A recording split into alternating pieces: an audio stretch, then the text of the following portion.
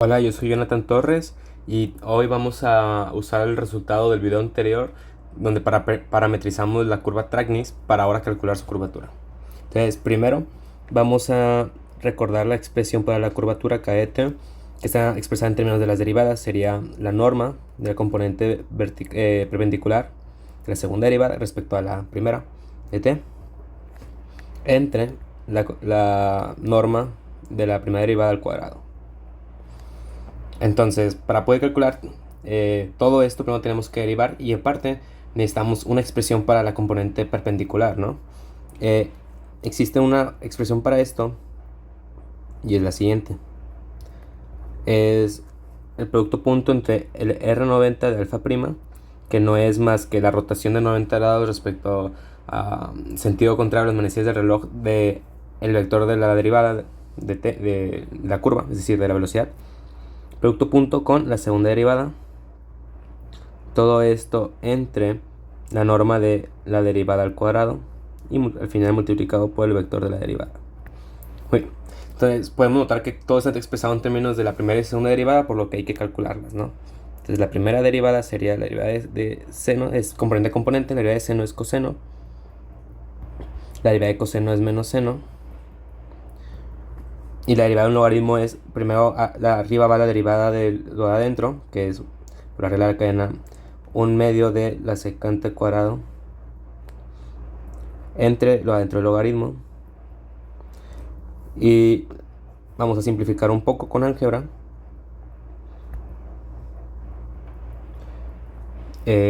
Secante cuadrado es 1 entre coseno cuadrado y la tangente es seno entre coseno, por lo que después de cancelar los términos correspondientes nos quedaría 1 entre 2 veces seno de t medios por coseno de t medios.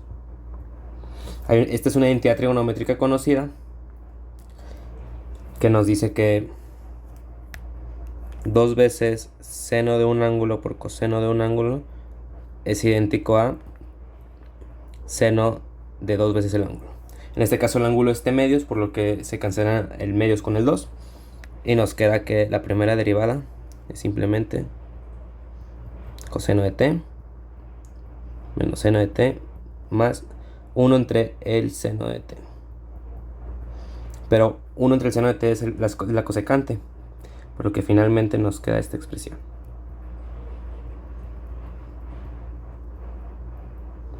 Muy bien. Ahora calculemos el R90 de la primera derivada, que no es más que voltear las coordenadas de la primera derivada y multiplicar la primera por un negativo después de voltearlas. Es decir, esta componente vamos a voltear sus signos y a voltearla de posición. Seno de t menos la cosecante de t. Y la otra componente queda igual. Muy bien. Finalmente vamos a calcular la segunda derivada, que sería la derivada de coseno es menos seno de t y la derivada de seno es coseno, y la derivada de la cosecante es menos la cosecante de t por la cotangente de t. Muy bien. Ahora necesitamos también en las fórmulas, notemos que ocupamos la norma de alfa prima al cuadrado. Entonces vamos a calcularla, ¿no? La norma de alfa prima de t al cuadrado es la suma de cuadrados de sus componentes, que sería coseno cuadrado de t más la segunda componente al cuadrado. Desarrollando obtendríamos el coseno cuadrado de t más el seno cuadrado de t. Seno por cosecante se cancelan y queda 1, y multiplicado por menos 2 sería menos 2. Y finalmente cosecante al cuadrado de t. Ahora la suma de los cuadrados de coseno y seno es 1 por una entidad trigonométrica. Vamos a escribirla aquí, una entidad muy conocida, porque sustituyendo esta expresión nos va a quedar 1 menos 2 más la cosecante cuadrada de t. Esto es la cosecante cuadrada de t menos 1. Tenemos otra identidad trigonométrica para esta expresión que se obtiene de la anterior. Simplemente en esta podemos dividir entre el seno cuadrado y vamos a obtener que que la cotangente al cuadrado de t es lo mismo que la cosecuente al cuadrado de t menos 1. Entonces, sustituyendo, obtenemos que la norma al cuadrado de la derivada es la cotangente al cuadrado de t. Bien, entonces ya tenemos casi todo calculado para poder sustituir en la fórmula, ¿no? Entonces, primero vamos a utilizar todo lo que sabemos aquí.